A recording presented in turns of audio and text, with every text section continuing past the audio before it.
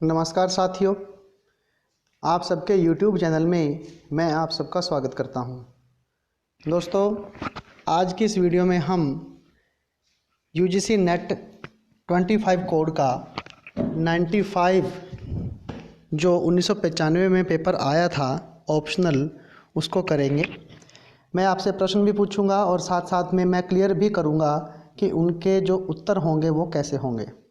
दोस्तों, इस पेपर को आप ध्यान से समझिए।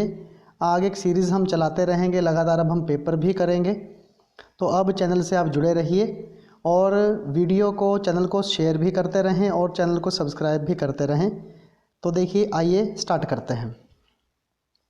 सबसे पहला प्रश्न है कि ऋग्वेद के प्रथम मंडल के प्रथम सूक्त में पुरोहित विशेषण किस देवता से संबंध रखता है? आपको यह पता ही है कि अग्निम ईड़े पुरोहितम यज्ञस्य देवम ऋत्विजम, यह कहा गया है अग्नि के बारे में। तो इसका सी ऑप्शन बिल्कुल सही हो जाएगा। उसके बाद दोस्तों, अगला प्रश्न है, इसको देखिए। कहते हैं वृत्र का नाश किस देवता ने किया? वृत्रहंता किसको कहा जाता है? आप सभी जानते हैं, यह इंद्र ने किया था। तो इंद्र इस प्रश्न का सही उत्तर हो जाएगा। उसके बाद आपके पास तीसरा प्रश्न है, यम यमी संवाद सूक्त किस वेद में है? आपको पता है दोस्तों कि संवाद सूक्त हमारे ऋग्वेद से संबंध रखते हैं, चाहे वो यम यमी संवाद हो, चाहे वो हमारा पुरुरवा उर्वशी संवाद हो, विश्वामित्र नदी संवाद हो। ठीक है, तो ये हमारा ऋग्वेद से संबंध रखता है। तो बी ऑप्शन इसका बिल्कुल सही हो जाएगा। उसके बाद आपसे प्रश्न पूछा है कि शाकल शाखा से संबंधित कौन सा वेद है? दोस्तों बताइए, इसका क्या ऑप्शन होगा? कमेंट बॉक्स में बताइए। हाँ, तो इसका ऑप्शन बिल्कुल सही होगा। इसका उत्तर होगा ऋग्वेद। उसके बाद अगला प्रश्न अपने पास है कि शतपथ जो ब्राह्मण है वह किस वेद से संबंध रखता है? आपको यह भी पता होगा। इसका उत्तर है यजुर्वेद। उसके बाद अगला प्रश्न है, यम नचिकेता संवाद से संबंधित उपनिषद कौन सा है? आपको पता है कि इसका संबंध कठ उपनिषद से है। तो ए ऑप्शन सही हो जाएगा। उसके बाद आपसे पूछा है कि असतो मा सद्गमय, यह उक्ति किस उपनिषद में है? दोस्तों बताइए जल्दी से, क्या उत्तर होगा इसका? हाँ जी, इसका उत्तर होगा बृहद आरण्यक उपनिषद। उसके बाद दोस्तों अगला प्रश्न है आपका, सुनह शेप आख्यान किस ब्राह्मण में है? बताइए किस ब्राह्मण का है ये? सुनह शेप किस ब्राह्मण से संबंध रखता है? यह है ऐतरेय ब्राह्मण से। अगला प्रश्न है, किस विद्वान के अनुसार ऋग्वेद का आरंभ काल 6000 से 4000 ईसा पूर्व है? बताइए दोस्तों, क्या उत्तर होगा इसका? इसका उत्तर होगा बाल गंगाधर तिलक।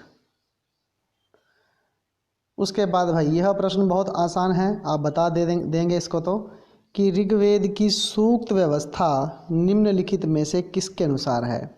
क्या वह लंबक है, मंडल है, प्रपाठक है या फिर सर्ग है? आपको पता है ऋग्वेद दो चीज़ों में बटा है, या तो मंडल में या अष्टक में। तो अष्टक इसमें नहीं है, तो इसका उत्तर हो जाएगा मंडल क्रम। उसके बाद आपसे पूछा है ऋग्वेद की सूक्त व्यवस्था, ये प्रश्न दोबारा आ चुका है, आगे देखते हैं। यह भी दोबारा आ चुका है, ये देखते हैं। देखिए भाई, यहाँ पर है, किस वेदांग को वेद का मुख कहा गया है? आप जानते हैं मुखम व्याकरणम स्मृतम, ये बात आपको याद होगी। तो इसका व्याकरण उत्तर सही हो जाएगा। बताइए दोस्तों, क्या उत्तर होगा इसका? निरुक्त के रचयिता कौन हैं? जी, इसके रचयिता हैं आचार्य यास्क। उसके बाद कहते हैं भी, कारण में कार्य विद्यमान ही है, यह किसका मत है? यानी इसको आप ऐसे भी ले सकते हो कि कार्य जो अपने कारण में सत रूप में रहता है। सत मानने वाले कौन हैं दोस्तों बताइए? इसका उत्तर है सत्कार्यवादी। वो कौन है? सांख्यवादी हैं। आगे कहते हैं कि सांख्य मत अनुसार पुरुष और प्रकृति का संबंध क्या माना जाता है? बताइए दोस्तों, क्या उत्तर होगा इसका? इसका उत्तर होगा नित्य। आगे है सांख्य मत अनुसार अपवर्ग क्या होता है? बताइए क्या होता है अपवर्ग? किससे होगा? क्या वो ज्ञान से होगा, क्या वैराग्य से होगा, विवेक से होगा या अभ्यास से होगा?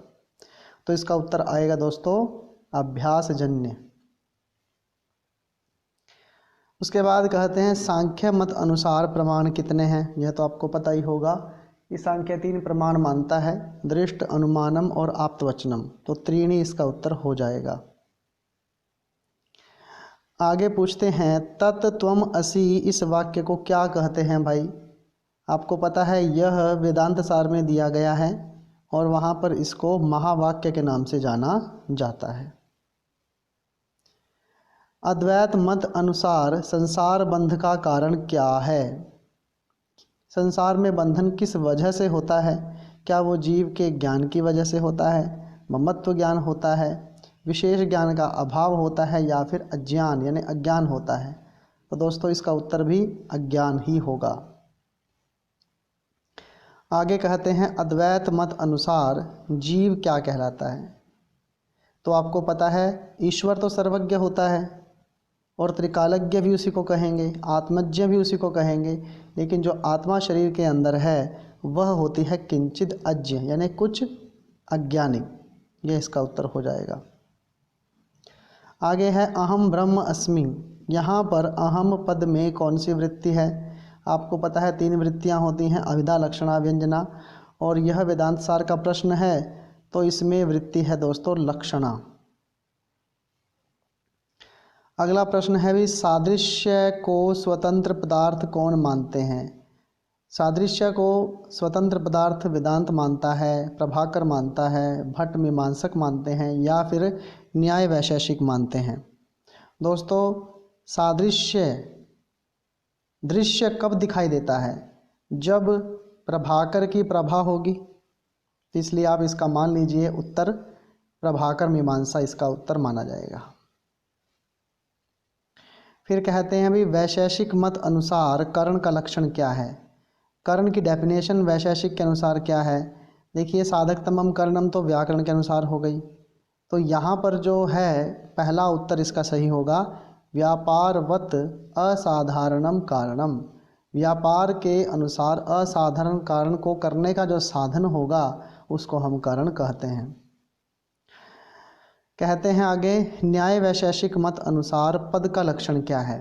अब देखिए पद का लक्षण जो न्याय वैशेषिक के मत अनुसार है वह होता है शक्तम। यहाँ पर जो सुप्तिगंतम दिया है यह व्याकरण के अनुसार है।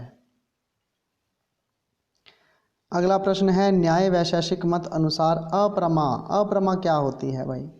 आपको पता है, आपने तर्क संग्रह पढ़ी है, उसके अंदर इसका उत्तर छिपा हुआ है। तो कमेंट बॉक्स में बताइए कौन सा ऑप्शन सही होगा इसका।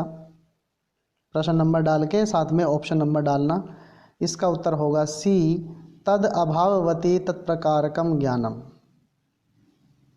उसके बाद भाई पाणिनि के अनुसार प्रातिपदिक का लक्षण क्या है? आपको पता है आदंत्यो टकितो, ये तो कुक और टुक का आगम जो है उसको आगे करता है, ये सवर्ण संज्ञा करता है, तुल्यस्य प्रयंतनम सवर्णम। नवेति सूत्र यहाँ पर कुछ नहीं करता। यहाँ पर हमारा मुख्य सूत्र है अर्थवद अधातुर अप्रत्य प्रातिपदिकम, इससे यहाँ पे प्रातिपदिक संज्ञा होती है।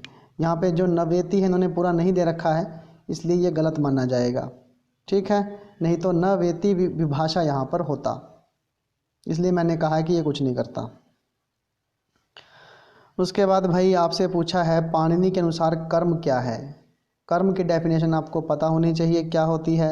आधार तो अधिकरण को बोलते हैं, साधक तमम कर्णम होता है, कर्मणा यम अभिप्रैति स संप्रदानम होता है, तो कर्तुरीप्सित तमम कर्म, इसका सी ऑप्शन सही हो जाएगा। अगला है नीलोत्पलम में समास बताइए। बताओ दोस्तों कौन सा समास होगा? नीलम च उत्पलम, नीलम च यत उत्पलम, ये बन जाएगा, इसमें होगा कर्मधारय समास। उसके बाद देखिए पीताम्बर शब्द दे रखा है आपको और नीचे पूछ रखा है इसका कौन सा विग्रह सही होगा। बताइए दोस्तों कौन सा होगा, बी होगा, ए होगा, सी होगा या डी होगा। तो बताइए क्या ऑप्शन होगा इसका। इसका दूसरा ऑप्शन सही हो जाएगा, पीतम अम्बरम यस्य स बहुव्रीहि समास। अब पूछा है भी नमः के योग में कौन सी विभक्ति प्रयोग होती है। बताइए, सूत्र आपने पढ़ा होगा, नमः स्वस्ति स्वाहा स्वधा अलम वषट योगाच्च। इस सूत्र से होती है चतुर्थी विभक्ति। अब यहाँ पर पूछते हैं अनुरूपम पद में समास कौन सा है। दोस्तों बताइए कौन सा होगा।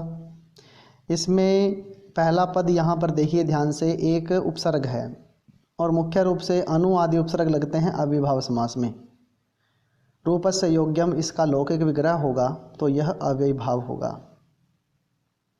आगे पूछते हैं त्रिलोकी पद में समास बताइए कौन सा होगा।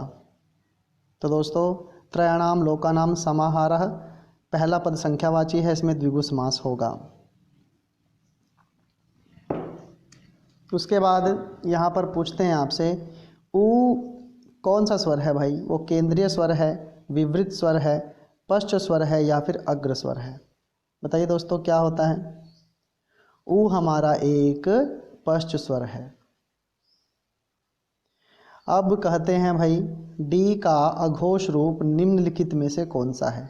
डी को द कहते हैं और इसके बाद भाई इसको अगर हम अघोष में लेके जाएंगे, आपको पता है अघोष हमारा पहला वर्ण इसमें कौन सा है भाई, त है, तो त बनेगा, इसका ऑप्शन सही आ जाएगा। इस प्रश्न में पूछते हैं कि मराठी निम्नलिखित में से किस भाषा परिवार के अंतर्गत आती है। आपको पता है मराठी भाषा आधुनिक भारतीय आर्य भाषा में आती है। यह बहुत मेन प्रश्न है भाई कि दो क्रमिक व्यंजन महाप्राण ध्वनियों में से एक के महाप्राणत्व का ह्रास का प्रस्ताव जिसने दिया वो कौन थे। यानी यहाँ पर यह कहा है कि दो महाप्राण ध्वनियाँ इकट्ठी नहीं रहेंगी। यह किसने कहा था, यह कहा था ग्रासमान ने कहा था। यह बताइए दोस्तों ये सूक्ति कहाँ से ली गई है। यांचा मोघा वरम अधिगुणे नादमे लब्ध कामा। बताइए दोस्तों किस में से है ये। यह है मेघदूत में से। बाणभट्ट की आत्मकथा जिस रचना में वर्णित है वह रचना कौन सी है। अब आपको पता है बाणभट्ट का इसमें ग्रंथ एक ही है जो है हर्षचरितम, इसलिए वह बाणभट्ट की जो आत्मकथा है इसमें मिलती है। उसके बाद यहाँ पे पूछते हैं कि भट्ट नारायण ने जो किताब लिखी है वो कौन सी है। आपको पता है मृच्छकटिकम ये शूद्रक का है, रत्नावली हर्ष की है, स्वप्नवासव दत्तम यहाँ पे भास का है और वेणी संहार है भट्ट नारायण का। राक्षस पात्र जिस रूपक में है वह कौन सा है। आपको पता है मुद्रा राक्षसी वह है। फिर कहते हैं एको रसः करुण एव निमित्त भेदात भिन्नः पृथक पृथक इव श्रयते विवर्तान। आपको पता है करुण रस प्रधान इनमें से कौन सा है, उत्तर रामचरितम है। बताइए दोस्तों यह किस ग्रंथ में से लिया गया है। लिम्पतिव तमो अंगानी वर्षति वा अंचनम नभः असत पुरुष सेवेव दृष्टिर्विफलताम गता। उपमालंकार में बहुत बार यह एग्जाम्पल दिया जाता है या उत्प्रेक्षा में दिया जाता है। आप मुझे कमेंट बॉक्स में बताएं। पहले तो प्रश्न आपको मैं यही पूछता हूँ, इसमें कौन सा अलंकार है, लिम्पतिव में कौन सा अलंकार है, कमेंट बॉक्स में बताएं ध्यान से, उपमा है कि उत्प्रेक्षा है। उसके बाद भाई यह बताइए यह किस ग्रंथ में से लिया गया है। यह लिया गया है मृच्छकटिकम के अंक में से। उसके बाद पूछते हैं सानुमति पात्र जिस काव्य में है वह कौन सा ग्रंथ है। आपको पता है सानुमति जो थी भाई वह मेनका की सहेली थी और मेनका का आपको पता है इसमें अभिज्ञान शाकुंतलम में इसका वर्णन प्राप्त होता है। वाक्यम रसात्मकम काव्यम यह काव्य लक्षण जिसने प्रतिपादित किया वो लक्षणकार कौन है। आपको पता है मम्मट ने तो बोला है तद अदोषौ शब्दार्थौ सगुणौ अनलंकृति पुनः क्वापि। आनंदवर्धन की यह उक्ति नहीं है, धनंजय की नहीं है, यह विश्वनाथ की उक्ति है। अभिधा द्वारा जिस अर्थ का बोध होता है वह कौन सा होता है भाई। अभिधा से लक्ष्यार्थ तो नहीं निकलता, तात्पर्यार्थ भी नहीं निकलता, व्यंग्यार्थ व्यंजना से निकलता है, तो इसको कहेंगे अभिधेयार्थ। करुण रस का स्थायी भाव बताना है आपने। रति है, उत्साह है, भय है या शौक है? इसका हो जाएगा शौक। दोबारा से यही आ गया।